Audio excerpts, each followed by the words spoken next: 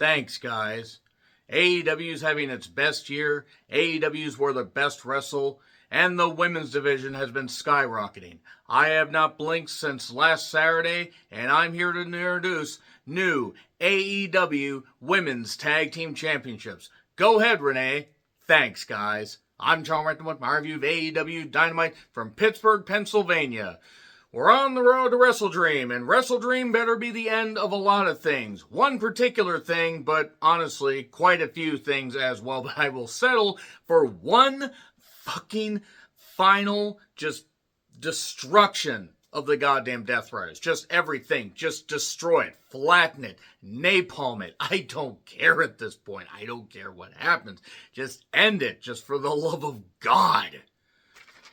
Anyway, this is not going to be a full-scale rant on things because you know what? This wasn't a bad episode. It wasn't a great episode, but at least they didn't have Statlander join the Deathriders. God forbid if this ends up being a swerve, it'd be terrible. So, the last time they were in this particular venue, they drew about 4,500 people, and they maybe got 3,200 this time. Tony Khan, and I said this, go check out 10 improvements that AEW needs to make, or 10 improvements AEW need to make. They need to do better local promotion. They need to do better promotion in general. They have people. They can do promotion. They have Jeff Jarrett. They need to do better goddamn promotion because if they're going to be running arenas that hold 8,000 to 10,000 people, even if that's the cap except for pay-per-views, they gotta do better. So anyway, Danielson needs help on commentary because Taz and him can yuck it up, but Excalibur cannot do this. Hangman is backstage and basically saying, well, Kyle, you weren't ready, but you know what? Do not disappoint me in what you're going to do. Oh, and I'm going to challenge Pittsburgh's own Lee Moriarty, who I actually saw at an independent show about almost 3 years ago. Good Lord. So, Brody King, and Bandito took on The Demand. Bishop Khan and Toa Leona with Ricochet on commentary. Oh boy. Oh boy. So commentary got a lot more bald and a lot less interesting. That's what I'm trying to say. It is late. Just fucking forgive me here. So, this is for the AEW tag titles. It was going to be for the trios titles, but Shibata got taken out. Maybe he's going to get another brain to replace the new brain that he got. Okay, so they were shooting from the opposite side of the crowd, like instead of where the ramp is like, on this side. Basically, they're shooting out from the side where the ramp is on that side. Like, it's strange, but it is what it is. The match wasn't bad, but it went way longer than it needed to. I know that they won the 6-man match at All Out, but I'm sorry. This only needed to go 10, and it went 15 or possibly 17. Aubrey caught Ricochet when he was trying to do an interference spot and kicked him out. We got bald chance and a dive by Brody, and then a 21 plex by Bandito. 1, 2, 3. Not bad. I think Khan is has a much better ceiling as a singles star. Totally Leona's fine in a tag team, but that's going to be his ceiling in AEW. Mark Briscoe is backstage with Kyle Strong, as well as Willow, and I assume there were other people. I know Renee was there. They made Orange Cassidy jokes because it's the worst kept secret in wrestling. And Statlander wants to fight anybody, and Harley is there and determined to encourage her by any means necessary. Hangman took on Lee Moriarty in an open challenge match where it was alright. Look, Lee can work. I don't know what the hell Lee's really been doing because he hasn't really been featured much on AEW programming. I think he's been working Ring of Honor. There was a brief package on Lee, and he got a nice pop because he's from Pittsburgh or the surrounding area. Referee Rick Knox, so you can't take it seriously because Rick Knox is terrible. And there was a dead eye in 10 minutes, and there you go. Hangman got the victory. I didn't hate it, but I didn't really whatever. At All Out, Copeland was upset because Beth was taken out and Christian's icing his neck. And Copeland's like, I can't keep doing this to my family. I heard from a friend of mine, apparently he is filming the Percy Jackson television series. I didn't even know they had a Percy Jackson television series. I forgot about the movies, which is weird because Alexandra Daddario was in those. And Logan Lerman was in those. Logan Lerman was also in Oh Hi, which actually was a pretty fun movie. And Cage says he lost his family. No, you've got family. Remember when they used to be kayfabe brothers? And then they gave up on that? So, Shivani then brings out FTR and Stokely and says what they did to Beth is the worst thing I've seen in an AEW ring. He has literally seen people set on fire. He saw Nick fucking Gage and saw Chris Jericho plague it like crazy, and also got to see Riho in the goddamn ring. But what happened to Beth, an actual wrestler, by the way, unlike Riho, is the worst thing he saw. Whatever. They basically blamed Copeland for what happened to Beth and Beth for getting involved in their business. I'm kind of dumbing it down here because it just, I don't care. I'm sorry. They've turned me off of caring about FTR. I still love watching them work, but I don't mind them being heels. But Copeland is off for a bit, comes back for a little bit, is off again. And I know he's talked about the fact that it's hard for him to get, back into the groove and back moving properly after a match because he's older, and even though his neck is as healed as it's going to be, he's still going to have body issues, and the man's in his early 50s. Thing is, he's going to come back after filming that television show. He could come back at Wrestle Dream. He could come back at Full Gear. But it was what it was. Here's Willow to praise Beth and basically say that, it's because of women like Beth that she battled back from dealing with a broken neck. I didn't realize Willow had one previously in her career. None of my business, but I was like, all right, she came back from that. She slaps Stokely. Can she be arrested for beating up children? Will you be serious? And Jet Speed shows up, a.k.a. Jet Knight and Fuck You Speedball. So then we go to MJF backstage after, the match at All Out. And he was on top of the world. All this stuff happened. And he is off for his honeymoon. And he will come back bound and determined to win the AEW championship. And I hate to say it, he probably should be off for the rest of the year. He probably should be off until the first Dynamite of 2026. And then just give him the title by Revolution.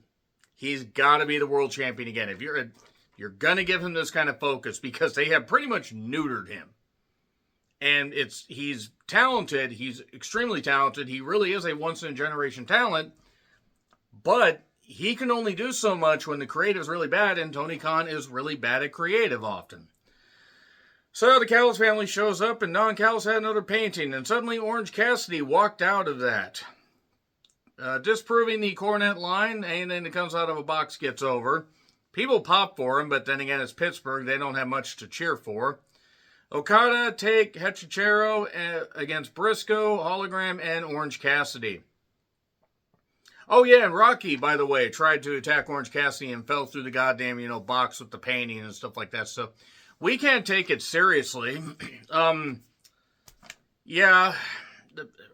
Iraq Bomb won it in a little bit. It's Orange Cassidy. If you're happy he's back, fine. I don't wish ill upon him, but I did not miss him at all, and I did not realize how much I despise watching him work because I do not take him seriously, because I do not consider him a wrestler, but there we are. And I have not considered him to be anything other than a fucking joke since Double or Nothing 2019. Nothing has changed in 6.5 years. Or almost 6.5 years. Kyle comes out in a pink suit basically to talk about the fact that he will become the AEW Men's World Champion. That's just wordy, but whatever. It is what it is. I know why they're doing it, but it seems wordy. And he says, oh, Hologram, you're undefeated. Well, how about you face me? Title versus streak. So Hologram's going to lose. Probably because that dark version, L. Colon, is going to show up. I know what he's called. It's funnier to say it like that. Because it was bad when they did it with Sin Cara and the other Sin Cara. And it's not going to be any good now. Mina Shirakawa is bound determined to find out if Tony's okay, but also do things to Statlander or whatever. I don't know. Jurassic Express are returning next week. I actually was going to be off the next few Wednesday nights because of a schedule change, but unfortunately I am having to work another shift next Wednesday. So I have to catch that on demand. Oh darn, I have to miss Jurassic Express. Jeez. God, if the tag division needed any less of a shot in the arm, they could have probably brought the Dark Order back. I know people are happy for it. Okay, Jack Perry's a fucking dipshit and doesn't really deserve a lot of the, breaks he's gotten, so whatever. Hobbs took on Claudio, and I said, okay, I will watch this, and I will see if the inevitable bullshit happens. Now, I will say that they did some good stuff, but the problem is, it's a Claudio match in 2025, and I like Claudio. He is very good. But all this Deathrider stuff has made it where I don't want to see him wrestle. Hobbs could have been a big star for them, but he is just floundering. And he hurled himself stupidly at the steps. Good tactic there. And then later, a Renaissance Fair employee attacked. I'm sorry, that's Pac. And also, Renaissance Fair employees generally are full-grown adults. And Pac, I used to really like Pac. I liked him when he was Neville. I liked him when he first came to AEW. And even, until maybe about 2023, whatever, maybe early 2024. Now, I don't even want to see him. And Deathrider stuff showed up because, good God, Wheeler Yuta, acting like he deserves any TV time. Marina Shafir, go to the Indies. It's where you belong. Daniel Garcia, get another expression. John Moxley, go home. Just go fucking home. Go home with your wife. Make another kid. I don't care. Raise the kid you got. Go on the farms in Cincinnati or wherever the fuck you have. Or wherever they live. And if they're in Vegas, go deal with the mighty moonworm that's out there. And Hangman showed up. Just stop this, please. And Renee, basically shows up a little bit later. But Tony Khan, I'm sorry. Tony Khan cannot do this. He needs to stop appearing on camera. He has a special announcement, which, yes, okay, great. They have women's tag titles. Okay, cool. Motherfucker didn't blink once. Blink, goddammit. What is wrong with you?